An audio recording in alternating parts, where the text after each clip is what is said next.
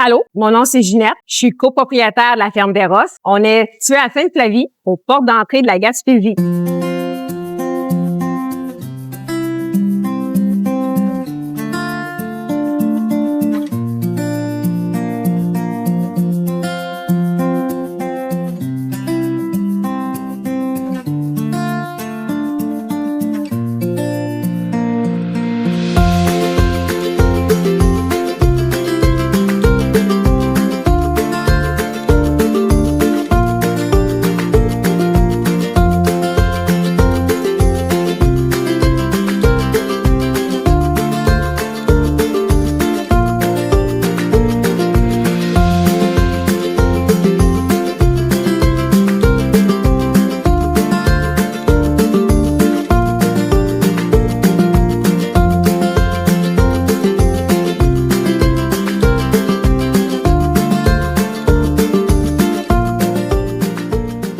L'historique de la ferme ici, c'est avec mon grand-père dans les années 30. Après ça, mon père a pris la relève. Maintenant, c'est mon frère, mon conjoint Dominique et moi qui sommes propriétaires. Ici, à la ferme des Rosses, notre moyenne en lait est de 14 400 kilos. On fait 3 traites par jour. On a 77 vaches à la traite, au total environ 140 têtes, pour un quota de 132 kilos. L'âge au premier vêlage est à 22 mois. À la ferme ici, nous avons 700 arbres en culture. On fait du canola, du soya, du blé de semence, de l'avoine de semence.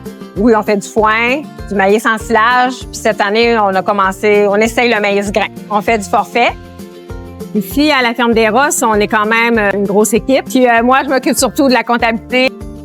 C'est moi qui s'occupe principalement des veaux, de la naissance, jusqu'au sevrage. Il y a Dominique, mon conjoint, lui, il s'occupe surtout de la régie du troupeau, de la gestion de l'alimentation, tout ce qui touche à l'étable, l'entretien de l'étable aussi.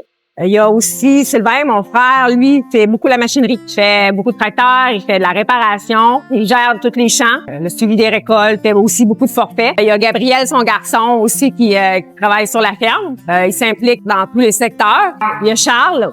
Il vient aussi me donner un coup de main, c'est le garçon à Sylvain. Il fait surtout du tracteur et de la machinerie, de la pelle mécanique. Il est vraiment autonome puis il nous donne un bon coup de main. Présentement, nous avons 4 employés parce qu'on fait 3 traites, donc ça nous prend un peu d'aide. Il y a Pierre-Olivier.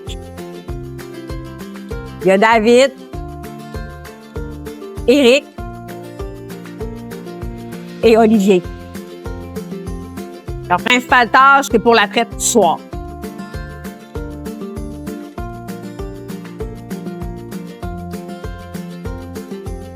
Nous avons des parcs de vêlage.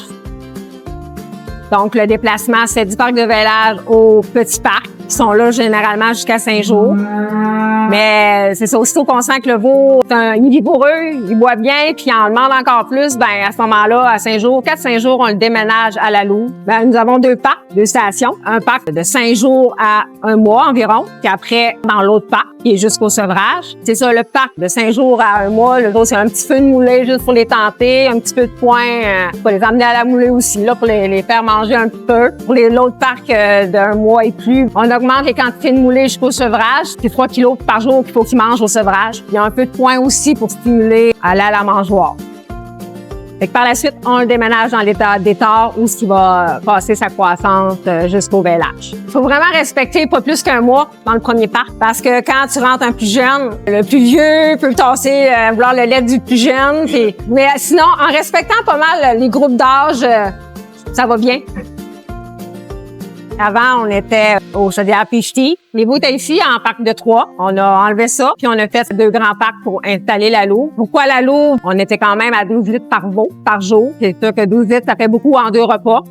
En mettant la louve, c'était surtout pour répartir les repas durant la journée. Parce que nous, là, il y a 12 litres par jour, c'est vraiment des beaux veaux qu'on avait. Ils ont toujours eu le poids idéal. Là. Ça n'a jamais été un problème. Ça l'est pas encore. Mais je sais que sûrement que la louve fait quelque chose.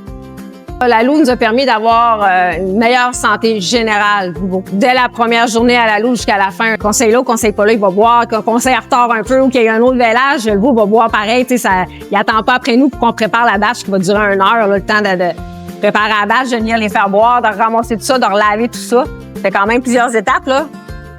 Ben, c'était beaucoup de travail. Il faut essayer d'avoir la bonne température, le bon mélange, puis de venir donner ça aussi au veau. Puis c'est qu'ils buvaient tous des gros repas, là, aussi, là. On n'est pas là pas souvent, mais quand on se faisait remplacer, c'est plus difficile, là, quand tu vas avoir la même uniformité. C'est vraiment ce qu'on allait chercher avec la louve, c'est la meilleure santé, parce que quand un veau était affecté par une diarrhée, une pneumonie, ben quand tu donnes 2 repas de 6 litres, tu sais, ils buvaient pas tous parce qu'ils filaient pas, mais avec la louve, ben vu que c'est réparti durant la journée, même si un veau file moins bien, va moins bien, ben il va quand même la plupart du temps aller chercher sa quantité, son 12 litres par jour. On est probablement allé chercher un petit peu plus de gain de poids, même si on avait déjà un qui était très bon. On est allé chercher la coche de plus qu'on voulait. J'ai jamais vu un veau mort, un veau depuis qu'on a la louve, là, tu sais, un veau malade tombe pas à terre puis il fuit, là, lui il file pas bien, tu passes la température, un petit traitement puis ça finit là. La routine du matin pour les veaux, on fait les parcs en premier. On enlève tout ce qui est souillé, on remet de la paille neuve, on donne la moulée, un peu de foin aussi. On vérifie la louve aussi, on vérifie la vitesse de tétée. Dans le fond, vraiment, c'est vraiment ça qu'on regarde. On vérifie s'il a tout vu sa quantité de lait la veille, puis sa vitesse de tétée aussi, si elle n'a pas changé. Rapidement, c'est ça nous permet de voir si un veau, en ayant une vitesse de tétée qui a diminué, qu'il est à surveiller. Si on voit pas de symptômes, ben au moins on sait qu'il est à surveiller, puis à ce moment-là, on peut même aller prendre la température pour valider s'il n'y a pas quelque chose qui commence. Quelquefois, ben ça valide que oui, il commence à faire de la fièvre. Ça veut dire qu'il y a un petit quelque chose. Là. Ça nous permet de déceler plus vite. On vérifie s'il y a assez de poudre dans la louve aussi. C'est ça un veau en santé. C'est un veau que quand tu rentres dans le parc pour nettoyer le parc, ben qui se lève, puis qui se met à courir, puis que finalement il déplace tout ton parc. C'est ça. Qui fout le bordel dans le parc. C'est ça, quand tu les vois courir, avoir de l'entrain, ben c'est un veau en santé. Quand tes veaux sont couchés, qui n'ont pas d'énergie, qui veulent pas se lever, ben c'est un veau qui montre des signes que peut-être que ça va pas bien. Si j'aurais à refaire, je me pose la question, je sais pas. J'ai vu plein de vidéos. J'aurais pas de huche dehors, c'est sûr, parce que je suis frileuse, parce qu'il y a de la trop de neige, parce que moi, non, j'ai les pieds gelés à l'année, puis les nez gelés à l'année, oublie ça. Une étape froide, je le sais pas, peut-être. J'ai tout le temps rêvé d'une pouponnière, mais en même temps, je sais qu'il y a beaucoup de défis dans une pouponnière. Les défis de travailler avec la louve, c'est de la propreté. C'est surtout changer les tétines tous les jours.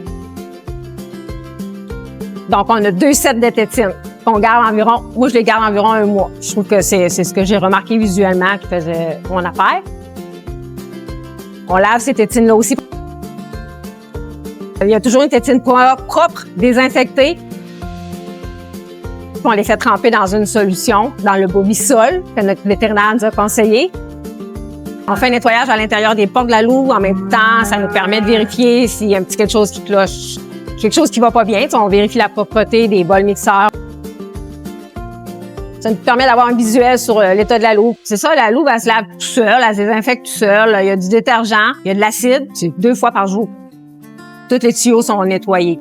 J'ai une application sur mon cellulaire. Je peux aller voir dessus, comme sur l'écran de la louve. Ou j'ai des alarmes aussi si un veau a bu moins ou tout bu sa tétée. Ça dépend du nombre de litres, là, mais il boit 2,5 litres par repas. Environ aux 2h30, il a le droit d'aller boire. S'il boit en bas de ça, j'ai une alarme qui me dit qu'il n'a pas tout bu ou que ça arrive souvent qu'il ne boit pas. Fait, ouais, j'ai des alarmes.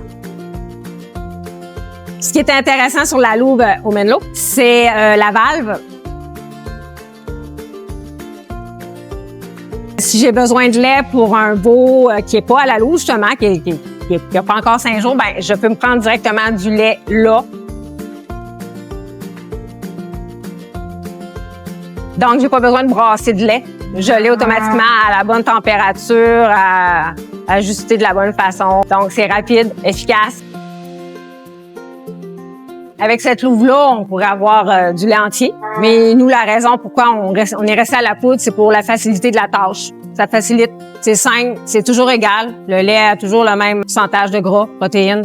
C'est équilibré. Mais c'est parce qu'à l'entier, ça nous obligerait à garder plus de vaches aussi. Là, présentement, on est plein. Puis on achète encore du quota pour compenser pour la production. C'est ça, l'étable est pleine à 77 vaches en lait. On peut pas avoir plus de vaches en lait. C'est simple avec la poudre. Okay. C'est égal. Ça fait longtemps qu'ils nous disent qu'un veau bien parti, qui a eu son colostrum le plus tôt possible, qui a été bien nourri, bien alimenté au lait, on sait que ça affecte la production laitière dès le premier vélage. Nous, ici, au premier village, c'est 12 000 kilos que les premiers veaux ont.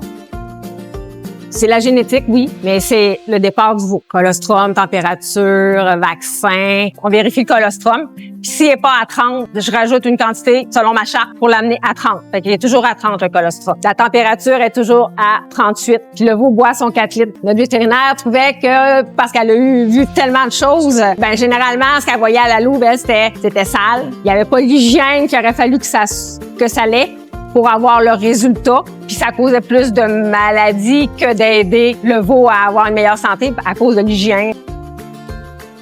Je me suis dit, nous, quand on allait avoir une louve, parce qu'on en voulait une pour sauver du temps, ben on s'est dit, au moins, on va la maintenir propre. Notre vétérinaire ne pourra pas nous reprocher ça ou nous dire que c'est la cause de nos problèmes. On va pouvoir chercher ailleurs si on a des problèmes.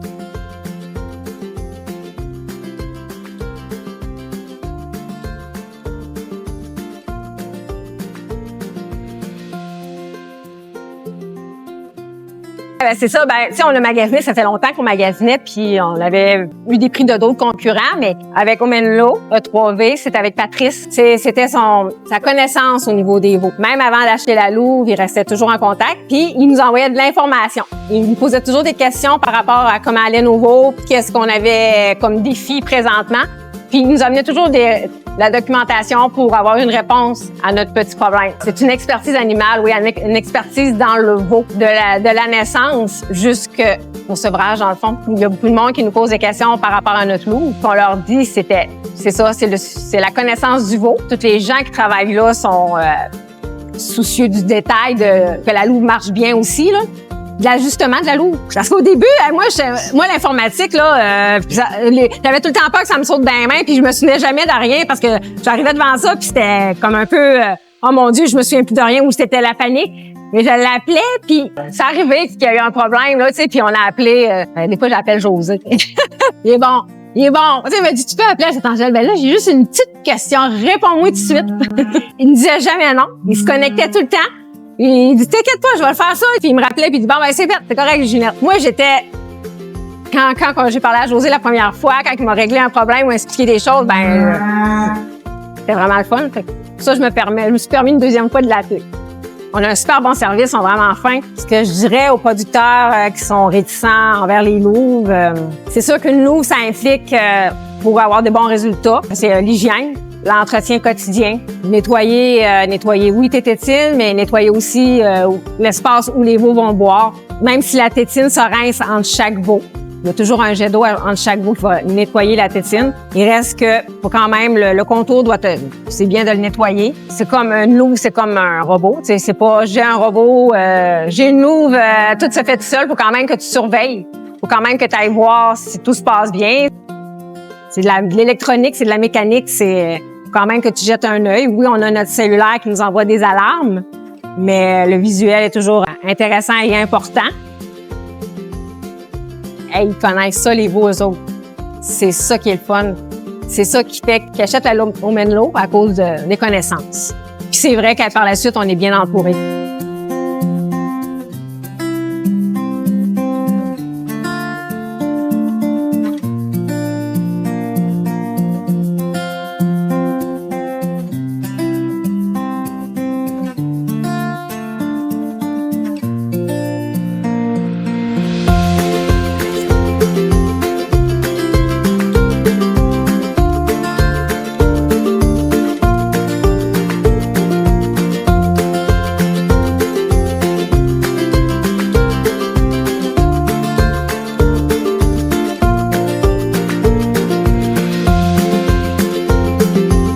Qu'est-ce que je fais là? Qu'est-ce que je fais? En quoi je me suis embarquée?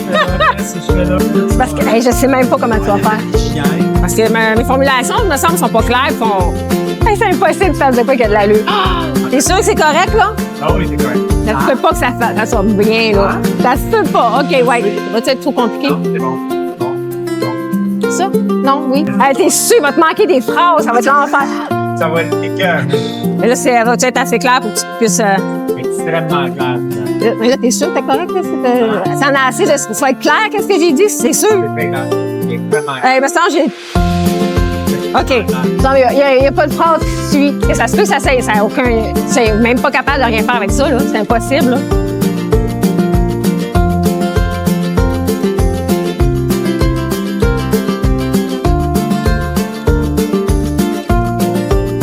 aujourd'hui, je regrette pas Malou, pas du tout. Je l'aime, c'est mon ami.